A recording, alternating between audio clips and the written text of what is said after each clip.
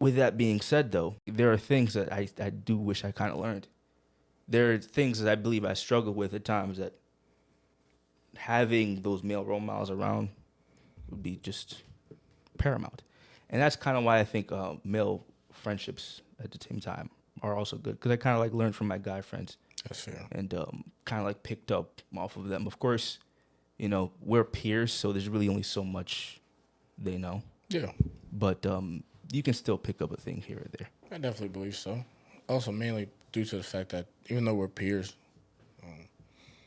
we've had different upbringings, different lives. Yeah, so you're able to share that discourse. Yeah. That back and forth. Share the stuff that you might have learned that the other might have not learned or might have not been exposed to, or your parents might have had a different way of teaching you something compared to the way. For instance, I'm kind of thinking of right now how we do laundry.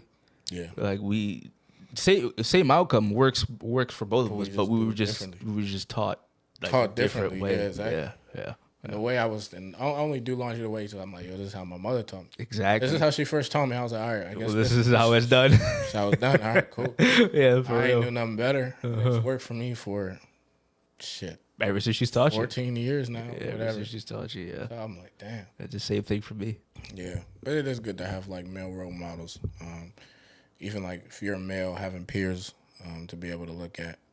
Because not everyone I know has like a father figure, but that definitely plays a very big role in certain things. Yeah. And I believe I'm where I'm at now because of my father.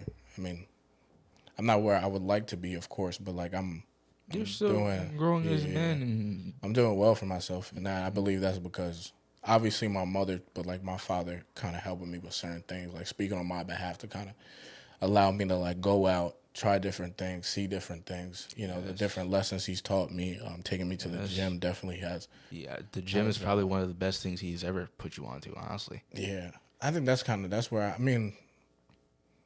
I believe that's where I get a lot of my discipline from. I think playing sports definitely helped, and that's why I believe playing sports, no matter, I play football, but like football, soccer, basketball, it's still, softball, baseball, you're active, any type of team sport.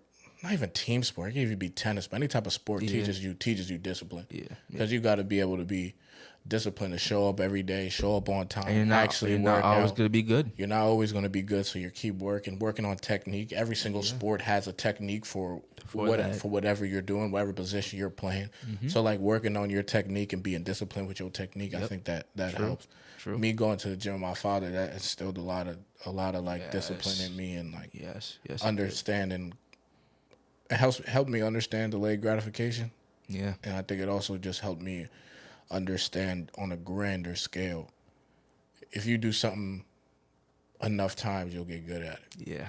Yeah. Repetition. It's repetition. Over and over and over again. That's it. I got really good at working out and really good at like learning the human body and all the other stuff really just through repetition, just through going to the gym over and over and over. My dad telling me sometimes the same thing over and over and over, me constantly hearing it, me constantly seeing it, me constantly doing it, to the point where I'm like, in terms for me, working out is like nothing. And funny enough, I believe humans naturally know that, we just forget. Yeah, I think it's hard. Even regardless of like if we forget or not, I think it's hard to do something that's a little bit uncomfortable every single day until you get good at it, because it could take fucking forever. You don't know how long. Obviously, the more time you put into it, but it could take years. I mean, even look at us with this like whole podcast thing. I mean, like we've been pretty consistent for like, first and foremost, we've been pretty consistent for damn near 3 years. And I mean, like, look, the growth isn't really there, but it's like constantly just trying to get better, keep trying different things. I've seen a ton of improvement. Yeah, like this is our first year doing video. We have yet to make it a year. It's only been 8 months, and we've seen growth in that. But then, a lot of it is just trying to get better. I believe our videos now is better than the first one we did personally. Yeah. I think we're a little bit more comfortable with the camera. True.